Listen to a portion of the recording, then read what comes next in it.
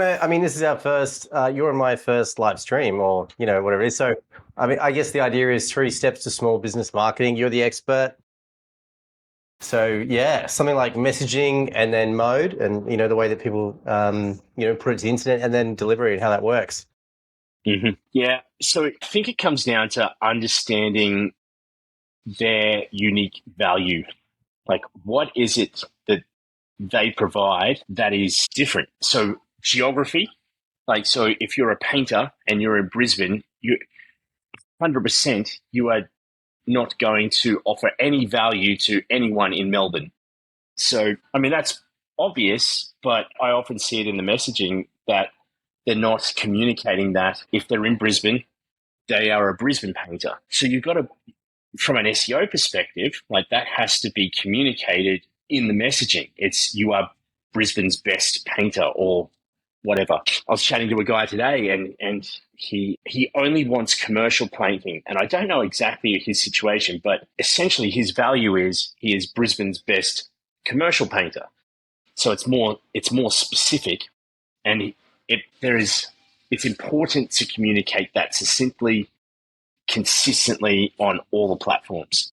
So yeah, that's my take on it. Absolutely. And I guess that that sort of leads into the customer pain points as well, right? Like if you put yourself in the feet of your customer as, you'd call them an avatar or, the person that you're marketing to, if you look at their, pain points, their desires, motivations, and you can speak directly to their needs, they're instantly going to think, well, I need some painting done. I'm in Brisbane. I have a commercial property. So my pain point is that this guy is exactly the guy that I need to be able to fulfill my need. So although intuitively it's like he's describing himself, the actual crux of that is that the message that's going out to the customers is actually delineating between customers that he can help with his value and people that he can't. And I think that, historically in marketing, it's always been, like through print media and TV, there's always been these blanket approaches, which is we're just going to say that we're a painter and we'll just see what comes out of it. Whereas these days, because you can market to an individual or a subset of values that apply to that individual, it means that you can actually, through your messaging, exclude the 99.9 probably percent of the population that you aren't going to be marketing to. So it's more, it's a stronger value prop these days to tell people how you fit by excluding the rest of the market, as opposed to just banging on about being a painter. Absolutely. Yeah. And I mean, I don't know much about painting, but there are nuanced skills too. So there's probably more nuanced pain points that business operator can solve in that niche for that. Yeah, So I've funnily enough, worked with a painter before, and there's a huge delineation between the commercial space and the the private space. So the guy that I work with, he paints things like clubs, industrial manufacturing businesses. He paints floors of warehouses, and it's this complete different subset of customers compared to a wooden house. Yeah, totally. Yeah, and perhaps the architectural space or a young family who's bought a 3-bedroom home in the west of Brisbane and they want to get someone to paint it. So I think marketing-wise, there's a really good delineation between the two things. On one hand, it's probably you're marketing towards, people who are in administration, ownership, or even purchasing people. Whereas from I'm your everyday painter who paints a home, they're marketing to, people who live in the home, if that makes sense. So it's totally different between the two. Yep. Yeah. Right on. And then nuances I've got it as a marketer, you've got it as a business consultant. It's like we've all got to we know when you know it. I guess that's the issue too. It's what your value is as an operator, but you're not. The issue that we see is that people aren't communicating that concisely. Yeah. I think that's it. It's a huge issue. I absolutely agree with you. It's one thing to understand what you do, which is how almost all business owners frame their positioning. They say, I'm a painter. I paint things. I'm a professional color innerer. That's how they look at it. But then there's an enormous step for some reason cognitively to get themselves in a position where they can produce a concise brand voice that's really very consistent, whether it's formal or conversational or authoritative, and to try and keep that uniform across all of the modes of their communication, whether it's, I mean, it's so difficult, whether it's talking to someone down at the pub, the pub test, like, what do you do?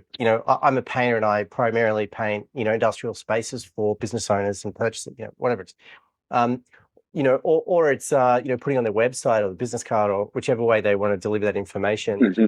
It's like the continuity piece, making Mm-hmm. sure that messaging between each of those modes, it's actually genuinely difficult to do. I mean, I know for myself and my business, because I've sort of got a bit of a nebulous space, like I work with small businesses and I help them for growth and scaling and, being lean and all these sorts of things. Finding a clear value prop and being able to deliver it concisely across a whole range of different channels, I actually find it to be very difficult. And it's been quite the journey to get from one end of things, which is, hey, I'm a consultant, to down the other end of things, which is I can affect your revenue and the overheads and fixed costs and variable costs in your business. It's a big delineation between those two things. Yep. Yep. Oh, well, here's a test for you. What's your elevator pitch? I suck at my elevator pitch. I mean, you just kind of touched on it, but I mean, it's probably good since we're doing this microcast series. What do you do? Well, it's a really good question. And this is the pub test, right? It's like, what do you do? So I work with small businesses, business leaders, often owners or directors of companies who have teams. And what I do, when businesses get to a certain size, they almost always have trouble with their systems and processes. And that can be at one end of things, software, and at the other end of things, all the way down to their daily work and how they conduct their meetings. So what I do is I map out the processes that small businesses have, and I redesign them in a more efficient manner so they can be more profitable, they can be leaner, they can do more with what they have, and obviously I help them get their outcomes. So that ranges from working down one end with the entrepreneurial space, very small business in a range of different markets, all the way up to, I mean, my largest client is a mining client that does $2 billion. So we've got a really wide scope because processes are everywhere. And, any business that gets to a particular size, processes become paramount to growth. It's just something that we don't talk about very often, but we really should be talking about more. Brilliant. What are the outcomes? I mean, obviously, I know this because we've spoken about it, and I'm also interested in you sharing this. But I mean, obviously, there's a financial outcome. So I've heard you communicate previously, like where you'll implement your process mapping and various services, and there'll be a numerical increase in the P&Ls. But what are the other outcomes? Really got me up against it. It's a great question. So it depends on what I'm working on. If I'm working on with a team of people and they're doing their daily work, often the teams I work with are multidisciplinary. So there might be an ops person, a salesperson, a marketing person, for instance. What often happens with that team is that there's a distinct failure to communicate, and the different Really? This comes as a surprise. Mate, it's in every room that I walk into. But what happens with these businesses is that they get to a certain size and then they become very siloed in the way that they work. Often there's friction between operations and finance. The ops guys, we'd love to buy new machinery or we'd like to invest in things. Finance says we don't want to spend any money. We're already spending enough. And so when you've got really clear processes, the outcomes are often the team works a lot better together. The individuals are much more efficient in what they do, especially if you've got great data and that data is really visual to people. Mm-hmm. I worked with a sales team not long ago, and this is a great example of it. The sales team, they were meeting once a week. Most of the people wouldn't, talk in the meeting. When we got, which is pretty normal. I mean, you have a meeting and there's 6 people and 2 people talk, right? I mean, that is a clear sign that the processes behind that meeting probably aren't up to scratch. And, I always look at meetings, they're the canary in the coal mine. If I start anywhere, it's with the data in the business, and then directly after that, it's in the meetings. But yeah, so for this particular sales team, they were having pretty average meetings. They were just discussing, this account and that account. I'm kind of working here and there, and, it was pretty average. So what I did was I looked at the data that would support that team, and I looked at key accounts that they were trying to break into. I looked at the financials and what each of the reps were turning over and what sort of growth they had. And then I created a dashboard for the team. And then what we did was we used that dashboard as the anchor for the meeting agenda. So we created a meeting agenda around the dashboard to talk about all the points that would drive growth. So we often think about growth means selling more, growth means seeing more customers. And it does, like it really does. Yeah. Yeah. But if you've got some great data set that tells you exactly, where you're finding your money or, who to go and chase, then those processes that you can build around the team and support the meeting can mean that the effort that's spent is far less to get a far greater reward. So that's kind of a bit of an example of a type of process that is really easy to get because almost all businesses have data around, sales and accounts and where they're getting the cash from. Not many sales teams really put it down into a dashboard and then hinge their meeting agenda against that to be really driving some outcomes. Yeah. And so for me, for that particular project, I built the dashboard with them so they could have something that's really clear and easy to use. And then I actually coached the team through the meeting process. So we created an agile meeting process, and then I worked with the managers in the business to be able to understand what that would look like. And then I attended the meetings. Sorry, can you dig into, I mean, I know roughly, but just for everyone listening, what's Agile? Great question. Okay. So Agile has been around for about 30 years. It's a type of management, a team management. And there's varying different forms depending on where you're at and what you're doing. At one end of things, there's incredibly complex setups where there's a reliance on heavy data and there's agile leaders within a business. But down the other end, for small business, agile primarily means being accountable for the work that you do. And when it's utilized within a meeting set and a meeting agenda, what it means is that every individual within that meeting has to speak about what they've done. So they say, okay, over the last week, I've done X, Y, and Z. And then over the next week, I'm going to be doing X, Y, and Z. And then they show some evidence of their work. So often that's perhaps like a PowerPoint slide that shows, say I'm a computer programmer. It'll show I produced 4 different programs for 4 different products that we're going to be distributing next year. And this is the work that I've done. And what it does for the individuals in the team is it shows the teammates what they've been doing. There's accountability because they have to show proof of the work that they're doing, which is the primary driver of why Agile's so successful in small business. But also it gives the management freedom to allow their employees to be able to go and do their work because they know that every week or every fortnight when they meet up, there's going to be evidence of the work that's produced.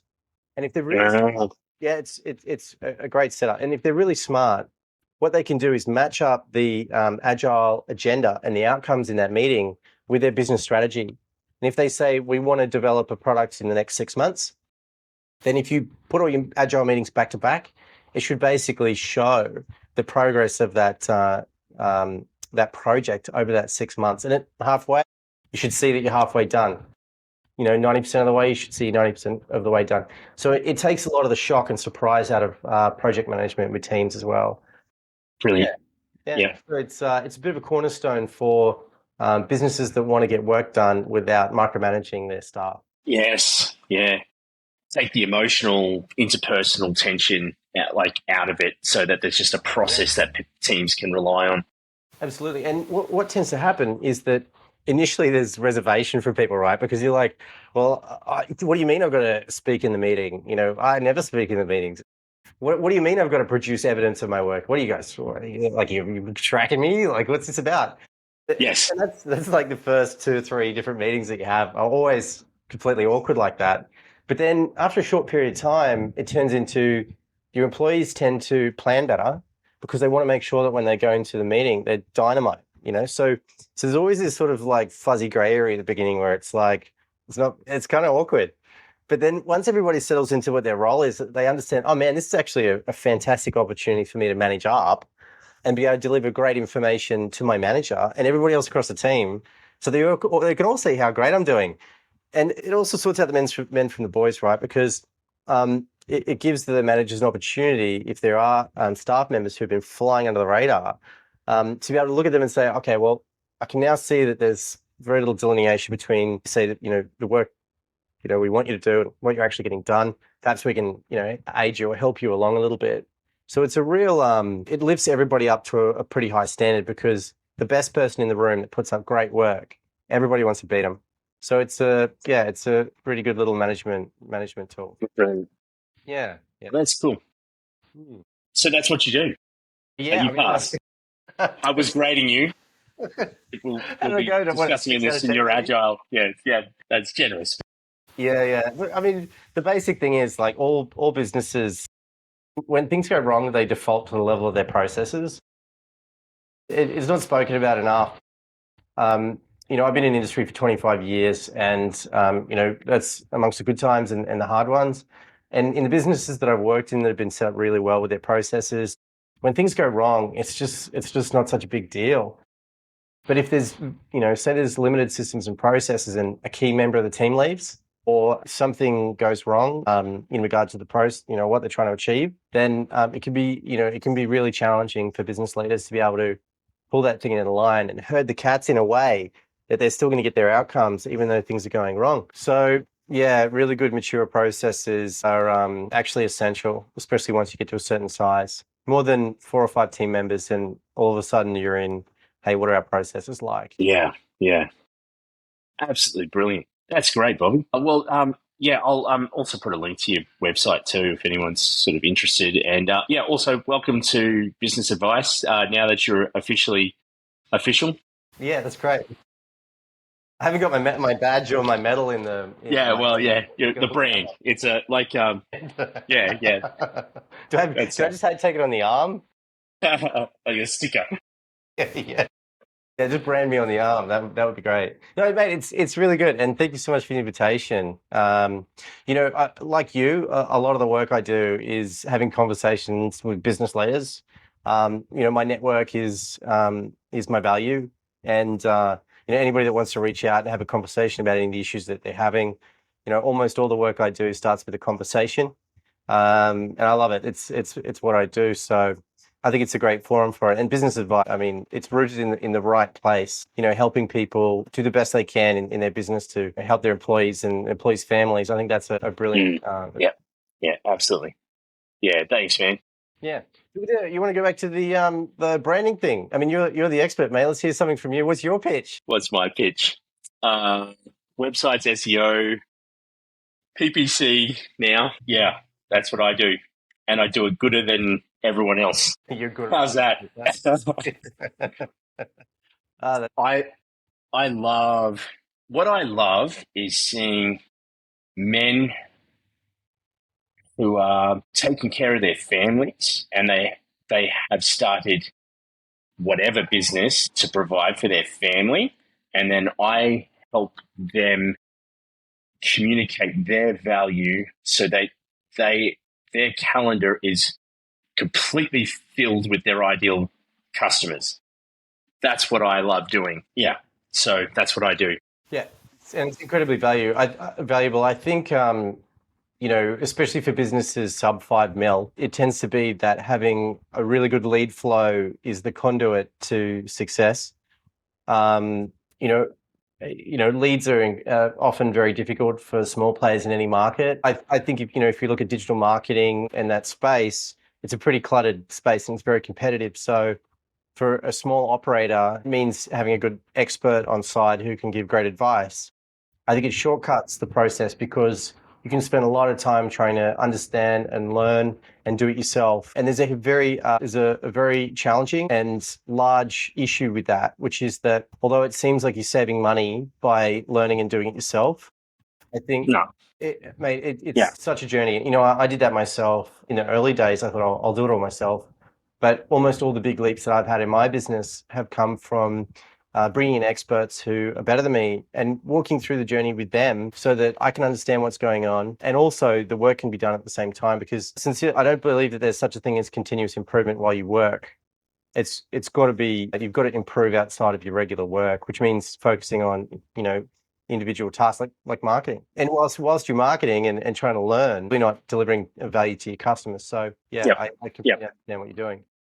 Yeah.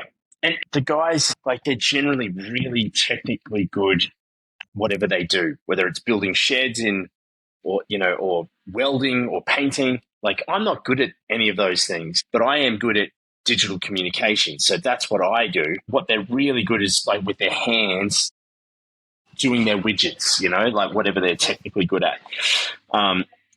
So that's what I do, so, and then it's like everyone's staying in their lane and just doing that really well. That seems to work. I understand, and it's the same for me. Like whenever I engage with a business, I'm almost always surrounded by business leaders who are better than me at what they're doing. There's no doubt about it. Actually, that's the value of what I do. If you're the average of the 5 people that are around you at any one time, getting to hang out with business leaders is a really great place to be. But often, in that same room, I'm the expert on process and being able to, deliver value through growth or, refinement of what they're doing. And they're really great for delivering the value for their customers. Yeah. That's great. Love it, man. Well, that's probably enough for the first microcast. It was meant to be 5 minutes and it's 25. So, First failure. but that's great. Excellent, man. Well, let's do this again soon. Sounds great. Thanks, Adam. Catch you soon. Thanks for listening to the Business of Life podcast. Hope you enjoyed this episode. Please like and subscribe, and I'll see you next time.